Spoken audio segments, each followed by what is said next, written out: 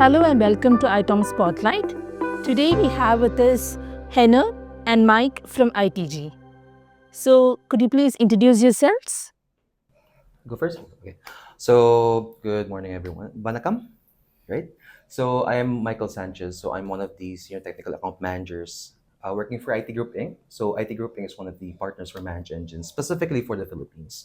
And I've been with IT Group Inc. for almost 6 years, and I'm focusing on specifically for ManageEngine. Yeah, my name is Himenez. So I'm the senior technical account manager and also ITG's training and certification team lead. So I handle manage engine solution and I'm working with IT Group for the past 11 years. Oh, that's great. Yeah. So, you've been in the ITOM domain for almost a decade now, more than a decade now, More right? than a decade now. Yeah. So, how have you seen the shift, the evolution from traditional monitoring practices to modern comprehensive observability practices in Philippines? Okay. I started my IT career with DC chain networking, star topology. Now we're on LAN and wide area network. We are now using fiber optics for connection. So the shift in the Philippine market is really a big leap from being a simple IT infrastructure to becoming a hybrid cloud and on-premise IT infrastructure. So by the way, in regards to the Philippines, some are still traditional. They are still use AIX servers, AS400. They even have Solaris. But most of the industries in the Philippines is adapting to the digital transformation, especially adapting the cloud technology. Okay. It's just like what my colleague mentioned earlier. So the shift is actually really big from the traditional ones to the new ones. And there are some new devices that has been introduced, not just device types, but also brands as well. So with the increase of these resources, actually one of the key items that our clients and our experience are looking for is a centralized solution, specifically focused on monitoring all of those elements. Yeah. Okay. So, what are some of the key drivers of this particular trend in observability? The biggest key driver is the pandemic. Before the pandemic, people are going to the office, having a simple network. They can connect to their file servers. Now, because of the pandemic, we do remote offices. So most of the companies shift to cloud technology or cloud infrastructure. So it's easier to access your files, easier to access application that is hosted on cloud. And another trend on that is to access it anywhere and anytime. To add on that one, so of course, with all of these devices, servers that are being located across different kinds of environments. So one of the challenges, actually challenges for the IT specifically, is to be able to monitor every single one of these devices. And you can't just go fly in just to one specific place just to check the server out. Let's say there's a downtime on a specific server, specific device, maybe routers or switches. And instead of you flying there, they're looking for something more centralized approach on managing all of those. So, yep, actually, that's one of the biggest shifts. So, you think that unified observability will be the future, like getting insight into both on prem and cloud infrastructures, and will that be the future in Philippines? Not only the future, but currently Philippines is shifting to that.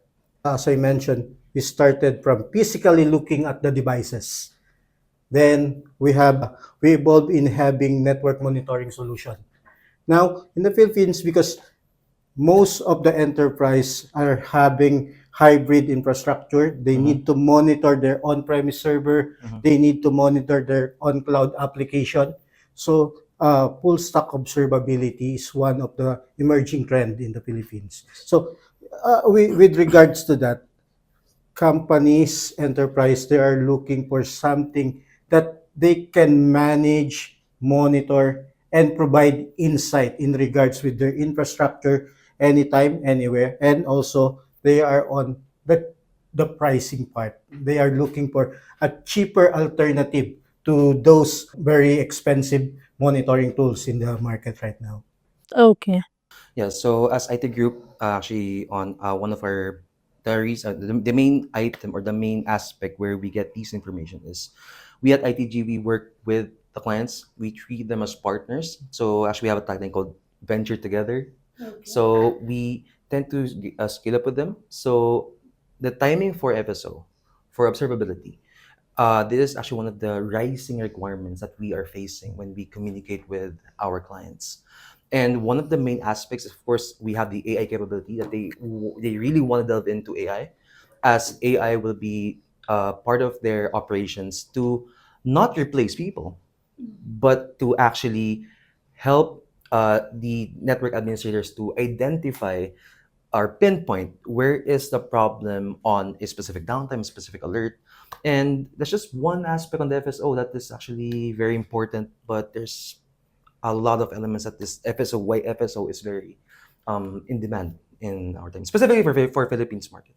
Yes. So, when you spoke about AI, so are there any specific strategies that organizations need to implement in order to incorporate AI practices into their AI technologies into their observability practices? Yeah, most probably for the technical part in the Philippines in regards with AI, they are looking for a faster root cause analysis and also an AI assisted approach in providing resolution to those issues or incident that they encountered with their infrastructure. So if we incorporate AI with that together with machine learning, it will be much easier for those IT administrator to manage their infrastructure. So instead of they are doing the root cause, they are looking for a solution to an incident or solution to a problem. The AI assisted provided solution will be much helpful for them. Yep. Actually, one of the additional items on the AI capability is, of course, a compliance for security.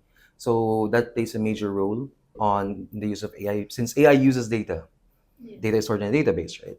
So one of the key drivers for the clients, one of the key security questions are, can it leak out the data from our databases? So that's actually one of the key items for AI. But in terms of the operations, AI is very important.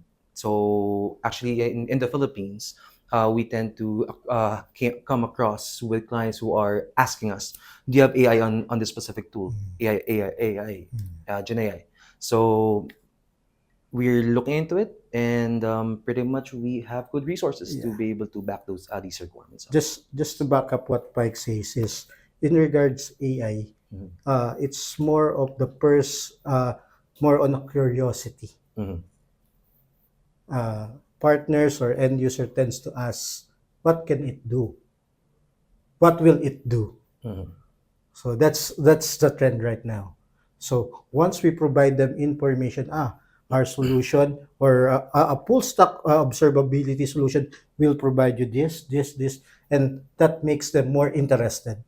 So that makes them tell me more, and I want to test that. Correct. And if it fits my requirements, I want to get that. Yes. So that's how it's working in the Philippines right now in regards with observability and AI based or AI assisted technologies. So, you spoke about security, right? Now, security is the forefront of everything now. Yes. So, what are some of the best practices that you would suggest to organizations while they're incorporating security into their observability practices? So first and foremost, specifically, are the tools that you have that you are, of course, in the procurement stage. You have to identify, you have to screen these specific applications, shortlist them, get lots of vendors who have or position their own NMS solutions. But one of the key takes are the certifications that are awarded to these solutions. Since the awards, let's say the certifications, just like for ISO 27001 2015, for PCDSS. So these kinds of certifications are being looked at by the clients. So the clients that we face, actually, our clients has budgets that they want to spend, but they don't want to spend drastically per se. So they tend to screen it out, which is security is one of the platforms as well. And one more thing, in terms of security, one of the scenarios that we face or elements that we face with the clients is that they still tend to host these servers on premise, some of them, but slowly transitioning to the cloud approach. Yeah.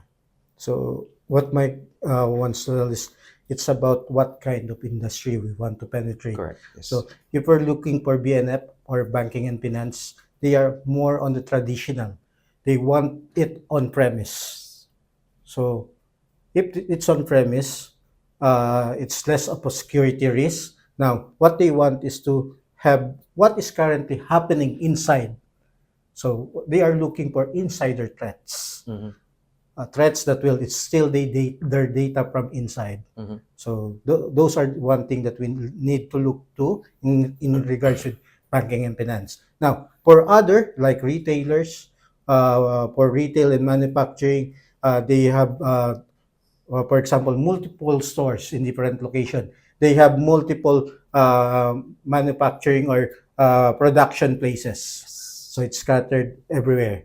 So to make it easier for them to manage or to access application, business application, productivity application, they put it to cloud. Now, the next thing that they will be looking is for a security solution that would be monitoring my cloud infrastructure and my on-premise infrastructure.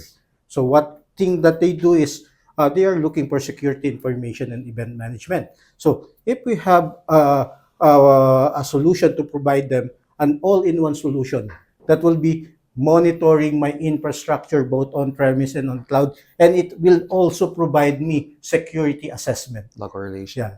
Yeah. That will be a big solution for the customer, a big relief for them in regards with their infrastructure and in regards with the security of their data and their IT assets. So you mentioned NMS solutions, right?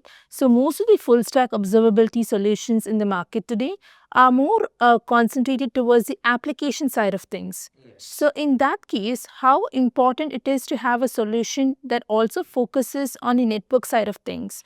How important is the network visibility in order to provide the full stack observability?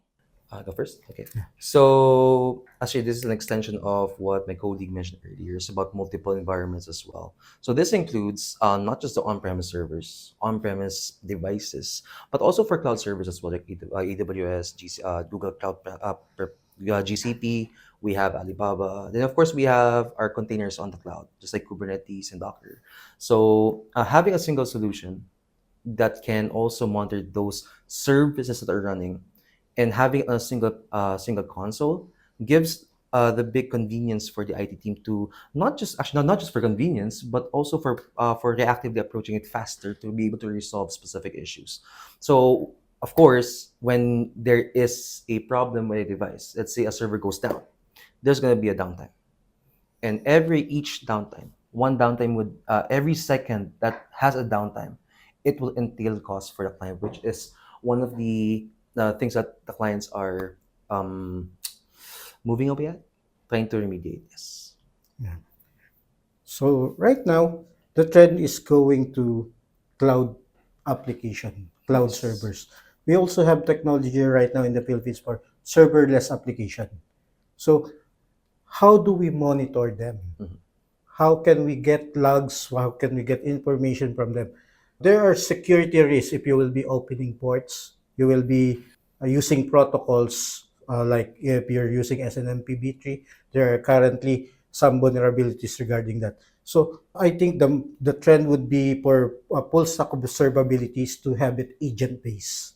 So an agent that you install or an agent that will get information from that and will securely put that information to your FSO tool. So providing that to the customer gives them a relief, gives them more security. Not only the security that my application is secured, but also the security in the transfer of data. Yes. So it will be more feasible for them to get a solution that will be they feel secured. So those are the things that currently the factors in regards with the solution of how the customer in the Philippines chooses. Okay. So, one of the benefits that organizations expect from observability solutions is basically business continuity, right? Yes. So, Philippines has been very resilient when it comes to surviving in the midst of natural disasters. Yeah, Storms, earthquakes, name it. yeah. Yeah. So, the Philippines is in the ring of fire. So we have typhoons right now because of the climate change. It becomes like a year round. So second quarter of the year, those are the typhoon period. But right now, we experience typhoon even in January, even in December, in November. Interesting. And another thing that a natural disaster in the Philippines is flooding. So once there's flood, when there's typhoon, the first thing that will be cut off is electricity. Mm-hmm. So Definitely. if you're still hosting your application on premise, it will be really a big issue in the continuity of their business. So most of the companies right now tends to move those application on cloud. And when they move it on cloud, right, the next thing they are looking for is to monitor it 24 by 7. Mm-hmm. So an FSO solution that will be providing them information 24 by 7, providing notification, not only monitoring the downtime, but monitoring also the utilization of their servers, utilization of their application is a Mm-hmm. very big help for the Philippine market. Mm-hmm. Now, in regards with business continuity, I think ITG provide more information to customer. We provide them how to manage and how to monitor their cloud application Yes. so that it ensures that it will be accessible 24 by 7 to their end user. Yes. And to also add on that one, so in a business perspective, actually it's specific on the operation side. So we also have clients that is using quote FSO for their local operations. So, but they're a bit conservative. So 50-50. So they're hosting the server on premise or device on premise, and they have all service on the cloud for the HA side, specifically on the applications and services. But in terms of the operation, so in the event of a worst case scenario, there's an earthquake happen. Let's say the main server goes down, or the line in between site one and site two may be cut off. Maybe for electricity, maybe physically. So one of the key identifiers of our clients is they're looking for a solution as well. That if if the line between site one and site two goes down, they would still need to have access on the servers individually, and locally they'll be still be working. And this is actually very important. So in this specific aspect, they can have engineers be sited on both of these sites, and then from there they can monitor them locally. So that's very important for business continuity. That's a very good insight. Thanks, Mike. So, what are some of the emerging trends that you're looking at when it comes to full stack observability in Philippines? Faster resolution time. That's actually one of the key items. Faster resolution time. Faster RCAs to be able to fully address the devices. So if a solution has an AI capability, or rather for the full observability, to identify where is the slowdown, the downtime in Correct. between the process from start to Yeah. end, so the IT can quickly identify and remediate that one specific problem Yeah. or incident as soon as possible. Yes. Identifying bottlenecks, infrastructure or network infrastructure fault or disconnect. Mhm. That's what we're looking, or end user looking for an FSO. So if they have an FSO that can provide them those information, it's much very helpful for them Yep. in regards with management, monitoring, and also providing a continuous solution to their end users. So, all of this also needs to be AI powered, right? Yes. Actually, when Yeah, ChatGPT. AI will be providing big help. Yes. One thing is manpower. In the Philippines, manpower will be one of the bottlenecks in regards with management of your infrastructure. So next to that is how many people will be managing or monitoring. If you'll be having just three administrator that will monitor your network 24 by 7, it will be very tedious to those administrator. So providing an AI that will help them or accompany them in management, monitoring is a very big help for them. So actually, just to add as well, when ChatGPT came out, all of the most common word that we hear, when will you have AI? When will you have AI? When will you have AI? That's the most common thing that we are hearing just probably 1 month after ChatGPT release. So that's how our clients are really eager to have an AI powered solution. Okay. Thank you for your time. Thank you so much, Henere and Mike. It was very nice having you here. So we've reached the end of episode. Thank you for joining us today. Thank you. Thank you.